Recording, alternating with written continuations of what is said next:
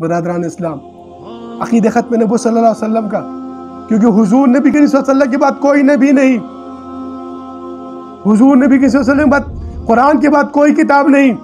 اب ہم نے حضور کی اسوہ حسنہ کو دیکھنا ہے، اب ہم نے اصحاب کرام کی اس طرز طریقت کو دیکھنا ہے۔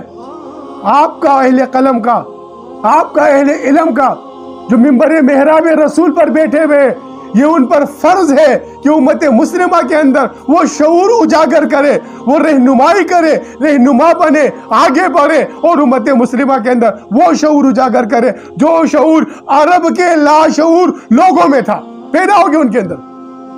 عرب کے اندر آپ نے دیکھا تھا اسی طرح فرقے تھے، قبیلے تھے، گروہ تھے، ایک دوسرے کے خلاف دستے گریبان تھے۔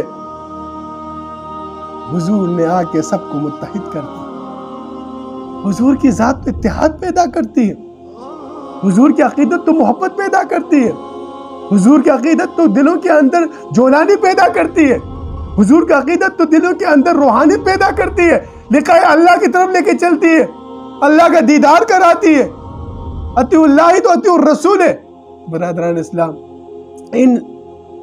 یہ جو فتنوں کا دور ہے، ان فتنوں کے دور کے اندر خوش نصیب ہیں وہ لوگ جو حضور نبی کریم صلی اللہ علیہ وسلم کی وعدے تغزو الہند کو تکمیل تک پہنچانے کے لیے اپنی تن من دھن کی قربانیاں لگا رہے ہیں۔